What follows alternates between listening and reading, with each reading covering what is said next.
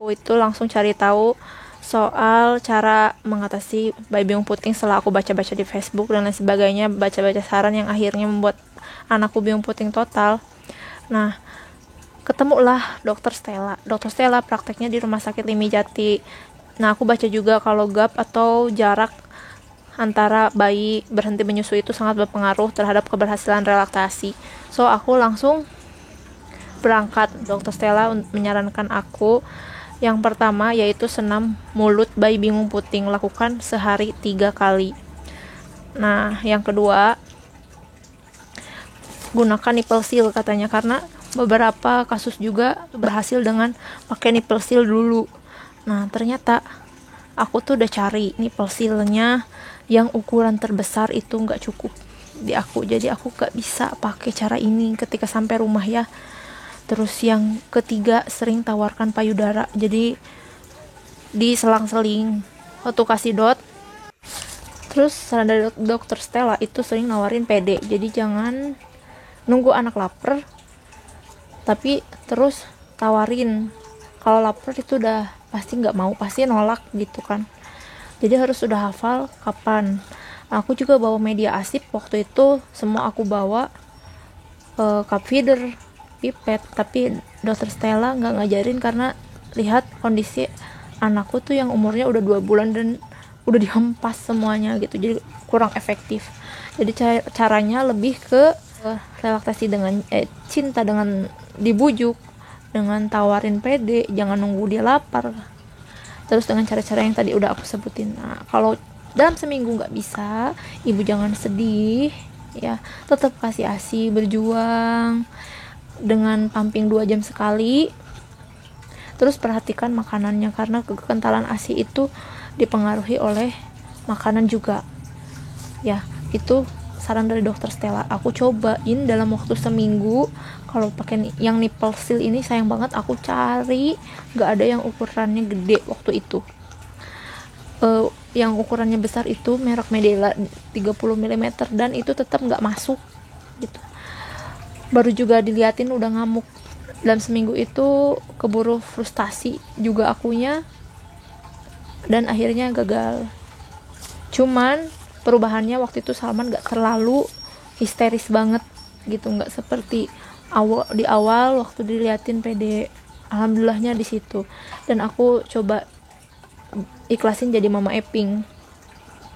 Nah, seiring berjalannya waktu, aku baca-baca blog yang ceritain kalau dia berhasil relaktasi, dan itu kondisinya dia bukan bingung puting ya, tapi pakai sufor. Nah, jadi asinya udah nggak ada. Dia rawat inap di Dr. Asif Prabor ini, lactation team, itu berhasil ya.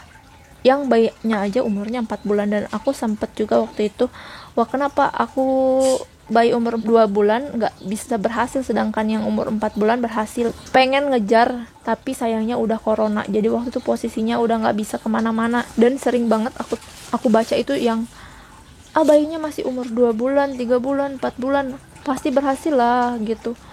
Relaksasi, usaha dulu dong, coba dulu dong. Nah, yang kayak gitu tuh kayaknya belum tahu kondisi sebenarnya gitu kan, nggak semudah itu.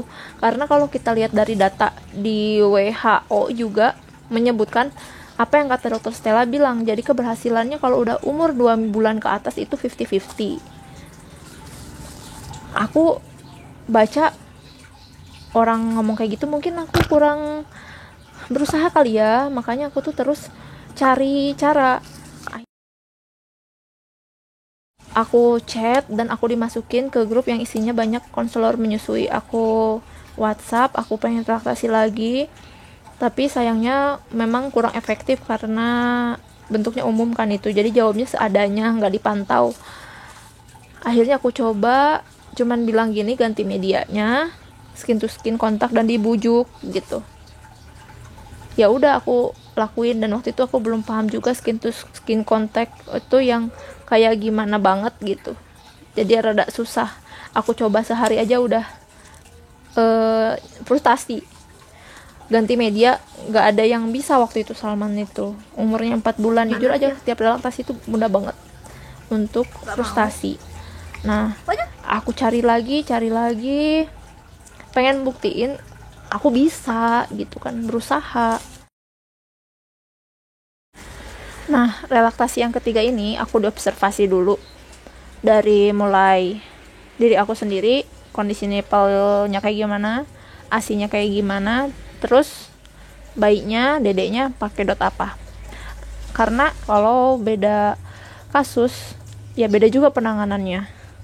Untuk ASI sendiri aku lancar karena selama 5 bulan itu aku kan jadi mama Eping, so nggak ada masalah untuk ASInya. Yang masalahnya adalah di putingnya, karena rata-rata mama Eping itu nggak pernah memijat bagian puting, jadi putingnya keras, dan itu kadang yang bikin bayi tuh nggak suka gitu. Seharusnya kondisi putingnya kita itu lentur, jadi bisa menyesuaikan bentuk. Dan aku juga cek kakakku yang menyusui langsung ya lentur gitu, dipegang gitu tuh langsung gepeng. Itu PR aku, dan beliau ngasih aku saran-sarannya buat ngelenturin bagian puting dulu. Terus beliau kasih saran lagi, yang pertama ganti medianya dengan sipi cup. Waktu itu aku dianjurin pakai sipi cup yang baby safe, yang silikon ya, walaupun silikon tapi ini agak keras, jadi nggak senyaman pakai dot. Dia jangan nunggu dia lapar juga sama. Terus pakai dot yang biasa dia pakai hoki gepeng, tapi sayangnya aku itu nggak bisa masuk, jadi karena masih keras juga, nggak bisa masuk ke bagian yang gepengnya itu, susah. Terus kalau skin to skin katanya di usia 5 bulan memang susah, anaknya tuh lebih aktif. Kalau waktu konseling online itu kita itu benar-benar termotivasi, karena beliau juga ceritain ada kasus yang dia tangani itu di usia 1,5 tahun itu bisa berhasil, dan aku juga lumayan optimis waktu itu ya. Nah, masalah itu mulai muncul ketika udah selesai konsultasi. Nah, ini bagian yang penting, makanya kalau aku saranin kalian tuh perlu didampingi gitu. Setelah itu mulai nemuin masalah-masalah, kayak aku udah nyiapin nih botol sipi cupnya. Pertama Salman itu mau pakai sipi cup itu ya, tapi pas malam, karena itu kan langsung gelek gitu ya, mungkin dia susah, dan posisinya waktu itu aku tuh masih nggak bisa pakai yang dot itu, udah aku cobain. Salman juga kalau lihat aku yang pakai itu masih nggak mau gitu, jadi maunya dia itu kalau lagi merem nggak kelihatan, aku masukin dotnya, yang puting itu dimasukin dot ya, terus aku kasih mulut Salman, dia mau. Tapi kalau sadar dia lihat yang dia hisap itu adalah puting walaupun ditutupi pakai dot, dia itu nolak.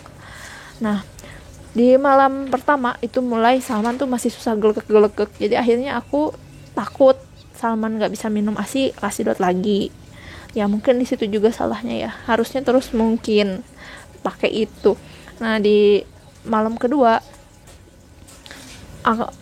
itu aku kasih, dia jadi nggak mau minum pakai sipi cup, dia nolak, bahkan lihatnya jadi langsung lempar gitu, dilempar itu sipi cup silikonnya. Nah, susah ya mau konsultasi, terus aku coba lagi untuk ngelemesin putingnya, masih susah, memang butuh waktu agak lama biar bisa sesuai harapan. Alhasil beberapa hari, nah aku coba nawarin, seneng banget, dia udah mulai mau gigit.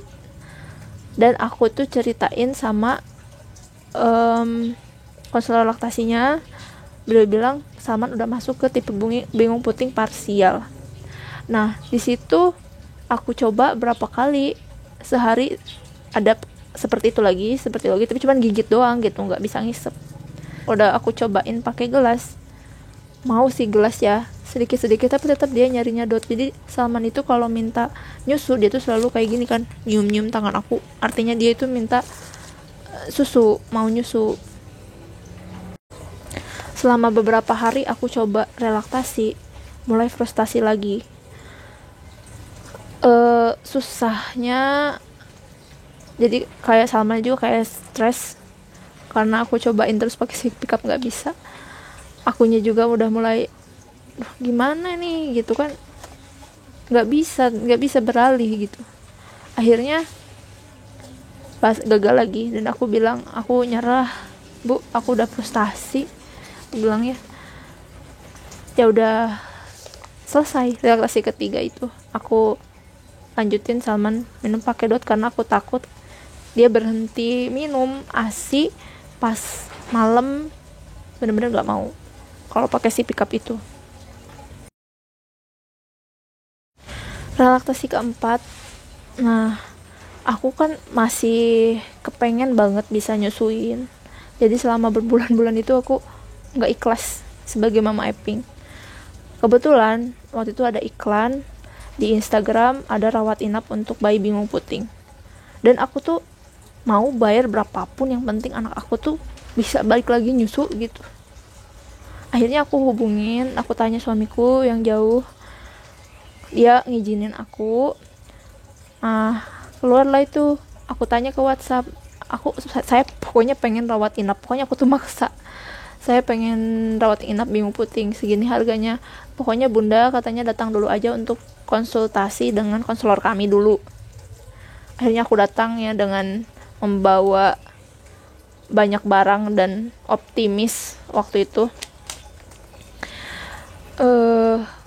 Pengen rawat inap, lumayan perjalanannya cukup jauh, 2 jam lebih lah.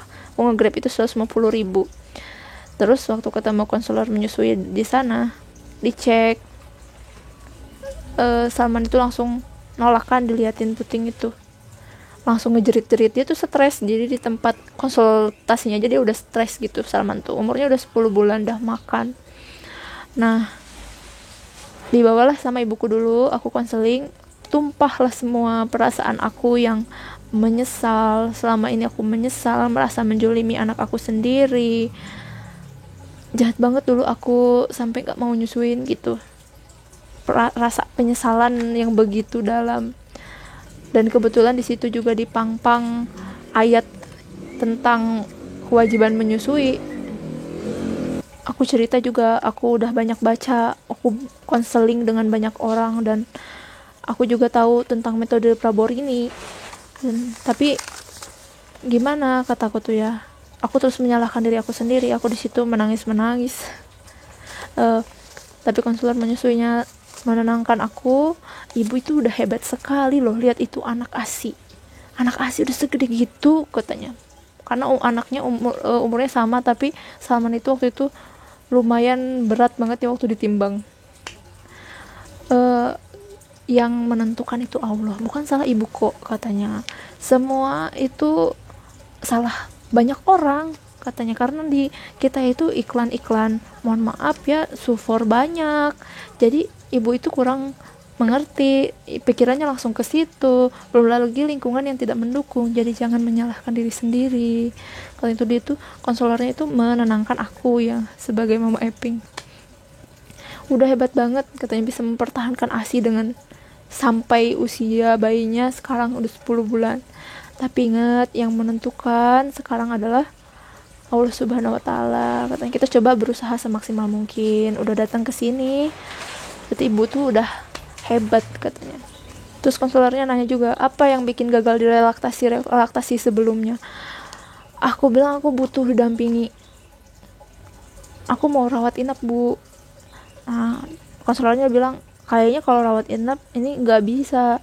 Kita lihat tuh anaknya udah makan, pertama ya udah MPASI, terus aktif banget, dan kita lihat tadi sangat stres di sini. Jadi selagi bisa di rumah kalau saya mau uang sih bisa aja katanya, kan paksain di sini, tapi kayaknya lebih baik di rumah bisa. Kalau ibu mau didampingi, mari saya akan dampingi. Aku tuh udah tenang ya digituin ya. Jadi sarannya dari ibu tuh, pertama, buang semua dot, cari terus media, jangan pakai lagi dotnya. Ingat juga ketika kita relaksasi, jangan terlalu menggebu-gebu karena bisa mempengaruhi, karena bayi kita juga sensitif, bisa merasakan gitu. Jadi lepaskan hati kita, perasaan kita, tenang, pasrahkan semuanya sama Allah. Ibu tuh bilang kayak gitu. Terus skin to skin, nah itu udah tahu katanya skin to skin kontak, kan itu metode Praborin itu ya hanya itu, skin to skin, kontak kulit ke kulit. Nanti caranya diajarin juga, ya kan. Udah bisa minumnya, minum air tuh pakai apa katanya, pakai sipi cup kalau minum air. Ya udah, ASI itu ya air juga, udah ganti medianya pakai sipi cup udah bisa kan katanya. Ya udah pakai sipi cup aja kayak makan gitu. Jadi aku tuh konseling tuh 1 jam mencurahkan isi hati aku selama jadi mama Eping di sana. Nah saat pulang beberapa hari aku udah siapin dotnya, aku udah ungsiin semua ke rumah kakakku biar aku nggak tergoda lagi pakai dot. Jadi aku sounding di hari pertama, dek besok nggak ngedot lagi ya kataku tuh. Belajar nyusu sama ibu lagi kan, konselornya juga bilang terus di sounding. Salman tuh kayaknya udah paham maksudnya. Jadi di jam-jam nyusu dia tuh suka nyusunya tuh setelah makan beberapa menit, berapa jam setelah makan tuh minta susu. Aku udah nggak ada dot di rumah, aku coba pakai sipi cup dan dia langsung nolak. Dia nggak mau pakai sipi cup, padahal dia biasanya minum air pakai sipi cup. ASI ditaruh di situ dia nggak mau. Terus aku coba tahan, aku bawa jalan-jalan gitu kan, positif, tenang, jangan sampai frustasi lagi, aku pasti bisa, aku terus kayak gitu kan, menyemangati diri sendiri, Dede pasti bisa. Jalan-jalan kemana berhasil, aku coba kasih pakai gelas lagi, nggak mau. Gimana nih, aku takut. Terus aku bilang sama ibu konselornya, Bu, Salmannya nolak, coba kasih pakai media lain. Oke, aku kasih pakai media lain, nolak semua media. Malam pun pakai pipet, gak mau. Jadi semalaman dia gak mau minum ASI. Dan sedih banget waktu Salman itu minta nyusu gitu, nyium-nyium tangan aku sambil nangis gitu kan. Kalau ingat waktu itu tuh, aku tuh ngerasa lanjutin gak ya gitu kan. Ya Allah, sakit banget ngelihat anak aku tuh nangis, minta susu tapi nggak aku kasih. Menyakitkan itu momen itu. Tapi aku ganti ya, boleh minum susu tapi pakai media ini ya dek ya, jangan dot. Dia nangis, aku yakin dia pasti stres waktu itu. Mungkin di pikirannya, ibu tuh ngapain sih, aku tuh udah minum banyak, aku udah jadi anak yang baik, kenapa juga sekarang aku kayak dihukum. Mungkin dia mikirnya kayak gitu kan. Hancurlah itu perasaan aku di situ. Tapi aku terus bertahan positive thinking di pikiran aku, ya Allah tolong aku tuh semalam itu Salman itu bener-bener gak mau minum ASI. Jadi minumnya tuh maunya minum air putih pakai sipi cup yang biasa dia pakai minum. Aku jadi beli sipi cup kan, maunya minum air putih. Semalam itu sehari itu dia akhirnya berhenti minum ASI, gak mau. Aku akal-akalin, di besoknya aku bilang juga coba dicampur dengan makanan. Oke, aku campur dengan makanan, jadi kalau terasa ada asinya dia langsung gak mau. Ya Allah, kenapa ini, kataku tuh kan, ya Allah tolong aku. Sampai mulai muncul perasaan putus asa, mulai bisikan-bisikan muncul kayak gini, ini semua salah ibuku. Coba kalau aku nggak dengerin waktu itu sarannya pakai support, pakai dot, aku pasti nggak akan kayak gini. Padahal itu kan dosa ya, kita nyalahin orang tua kita ya. Satu sisi lagi aku sadar, loh kamu sendiri loh yang salah, kok nggak punya ilmu menyusui sih. Namanya orang tua kan takut cucunya kenapa-napa. Satu sisi kayak gitu. Mulai muncul perasaan menyalahkan, sedih berlebihan. Tapi aku nggak munculkan, aku cuma nangis semalaman itu, nangis karena anakku nggak mau nyusu. Gimana orang tua yang nggak khawatir anaknya berhenti minum ASI? Hari kedua aku coba bertahan, tetap skin to skin. Seharian aku bikin Salman nyaman, main sama aku, lari-lari, nggak pakai baju, cuman dipakai kemeja. Nanti akan aku kasih tutorialnya. Jadi Salman itu lengket banget. ASI itu udah netes deras ya, jadi jadwal pumping aku udah berantakan. Masih tetap nggak mau minum ASI. Jadi hari kedua mau, tapi kalau lupa minum pakai yang kayak Tupperware gitu ya. Nolak lagi, selebihnya nolak lagi, malam itu nolak, sampai warna pipisnya itu orange di pampersnya tuh pas malam. So, itu tanda dehidrasi kan. Aku takut banget. Aku tuh sampai yang kayak gini ya, sampai ke Allah itu saking putus asanya. Apa maksudmu ya Allah?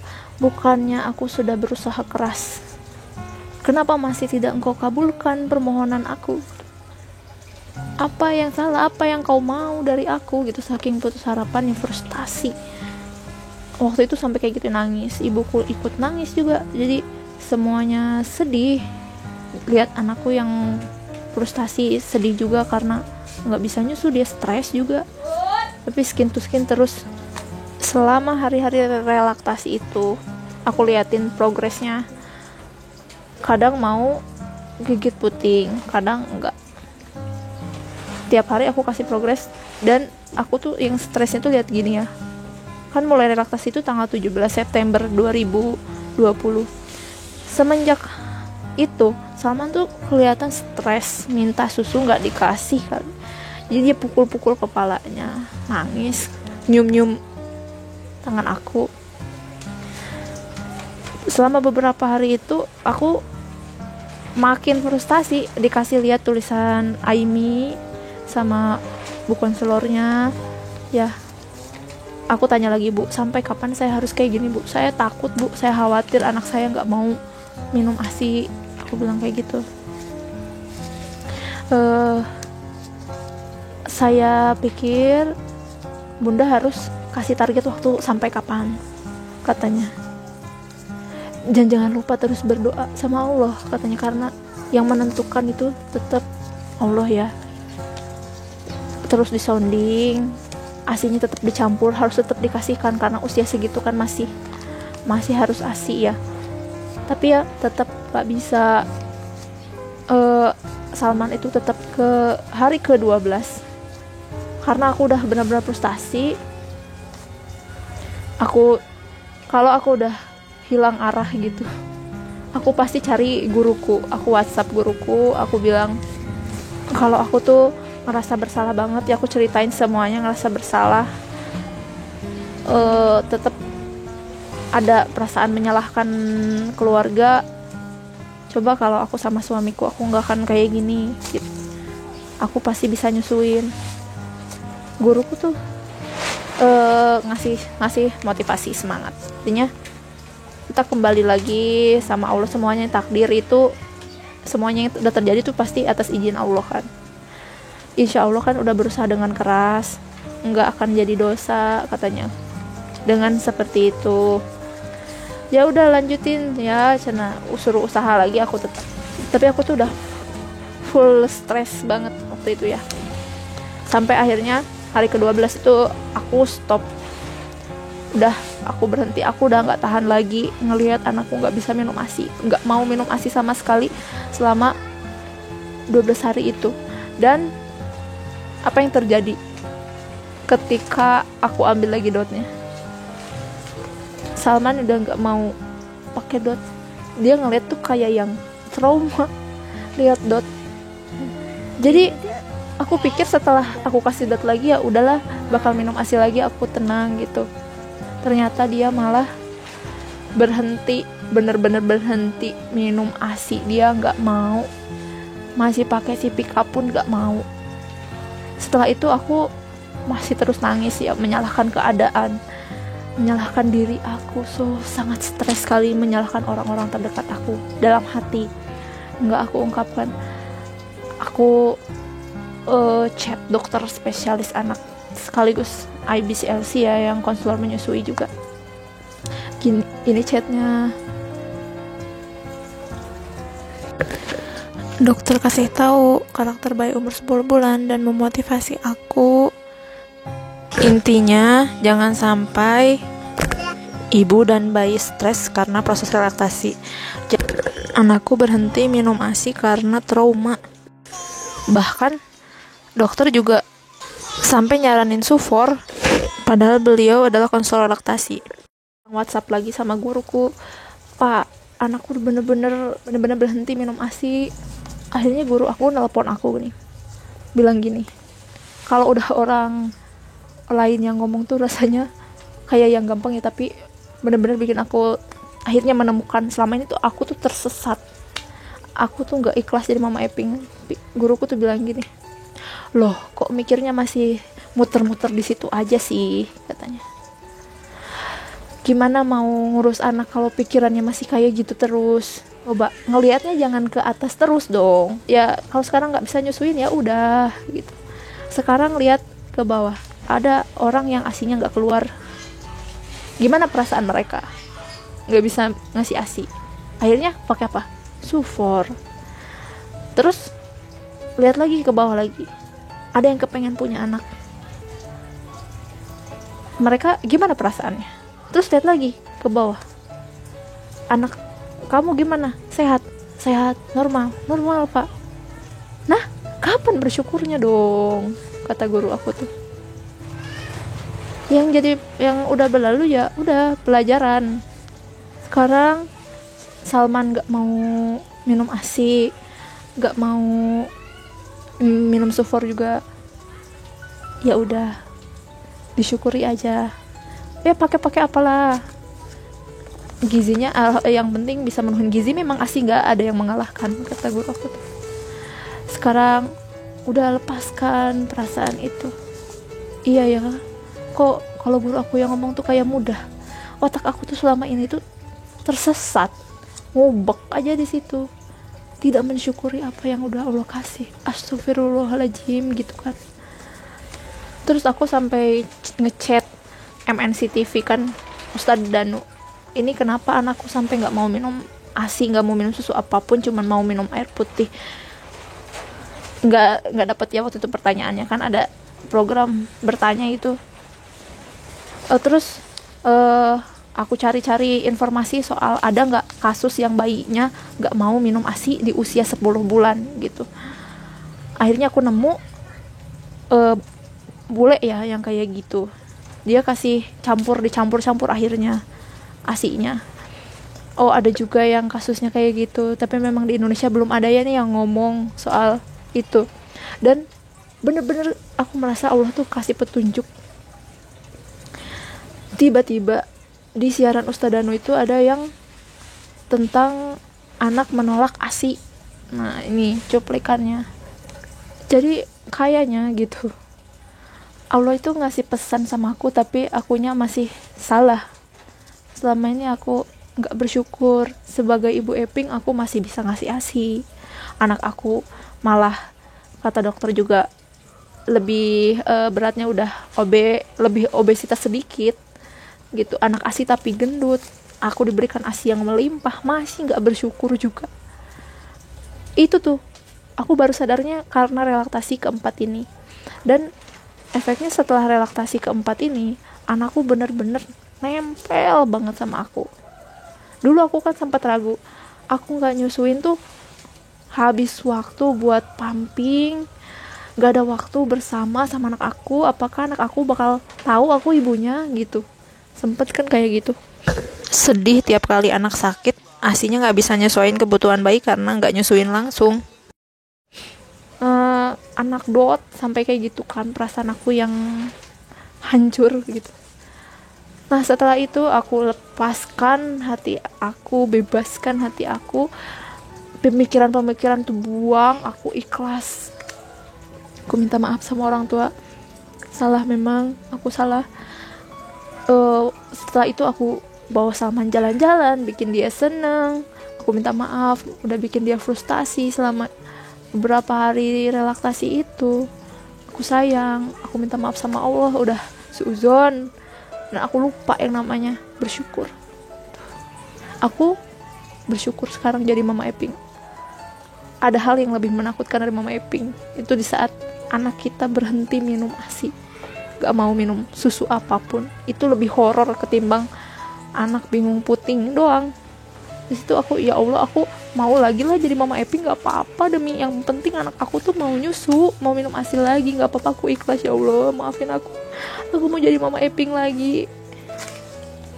Nah setelah itu aku habis jalan-jalan aku udah mulai kurangin jadwal pumping. Aku pikir anak aku tuh nggak akan minum susu lagi gitu, dan alhamdulillah setelah aku ikhlas, bebas, lepas, dan aku berhenti ikutin sosial media yang mengintervensi mama-mama Eping, yang bikin mama Eping merasa bersalah, tidak bersyukur, aku stop ngikutin mereka. Aku tutup pandangan aku, maksudnya tutup pandangan ke hal-hal yang bisa bikin hati aku sakit. Nah alhamdulillah gitu,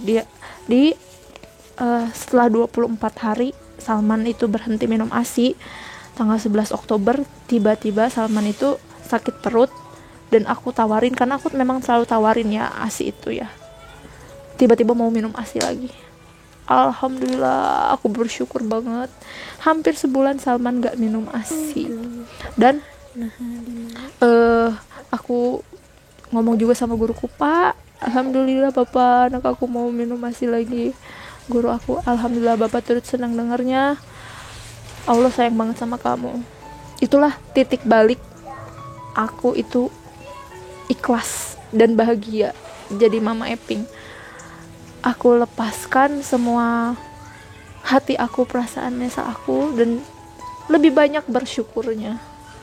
Jadi mama Eping, semoga ini bisa jadi motivasi, dan untuk kalian yang sedang menjalani relaksasi, aku harap juga ini bisa jadi informasi yang bermanfaat.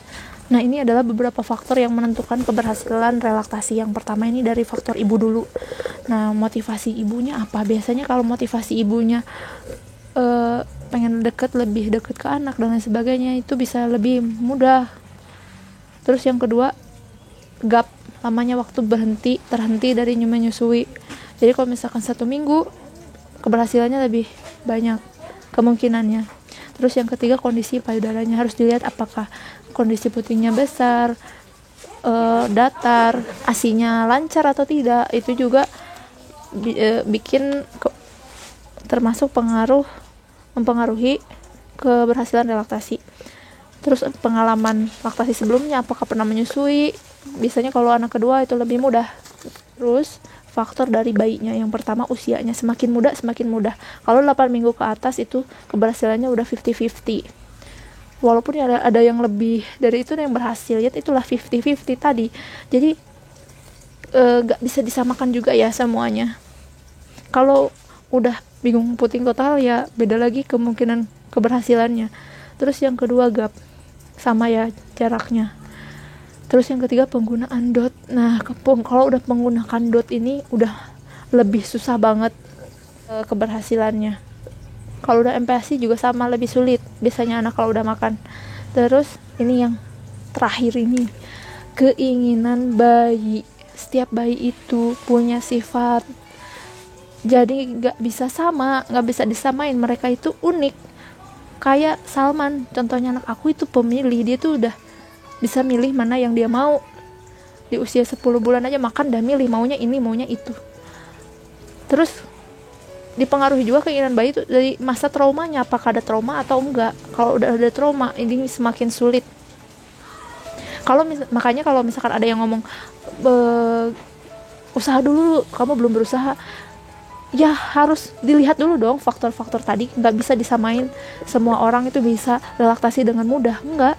Toh kalau kalian mau rawat inap di Dokter Asti Prabor ini di rumah sakit juga dilihat dulu apa derajat kebingung putingannya sesulit apa gitu. Apakah dilihat apakah benar-benar bingung putingnya itu derajatnya udah parah banget walaupun usianya 2 bulan. Nah, itu tuh dilihat dulu dari itu. Jadi nggak bisa asal jeplak tanpa data gitu. Jadi kalau kalian dihakimi oleh orang kalian kurang berusaha, kurang apa, kan mereka tidak tahu kondisi kita gitu, kondisi realnya. Kita berbicaranya pakai data, bukan katanya. Tapi bagus kalau disemangatin. Alhamdulillah, yuk semangat relaksasinya. Tapi aku saranin sih kalian didampingi oleh konselor laktasi. Yang stres itu bisa 2, ibu sama bayi. Terima kasih sudah simak video ini. tetap semangat. Apapun yang terjadi dengan kalian, kalian adalah ibu-ibu hebat. Lakukan yang terbaik yang bisa kalian lakukan, dan jangan lupa untuk selalu bersyukur. Oke, Mam, semoga pelajaran hidup aku bisa bermanfaat untuk kalian. Terima kasih sudah nonton. Jangan lupa like, comment, dan subscribe. Ketemu lagi di video aku selanjutnya. Bye.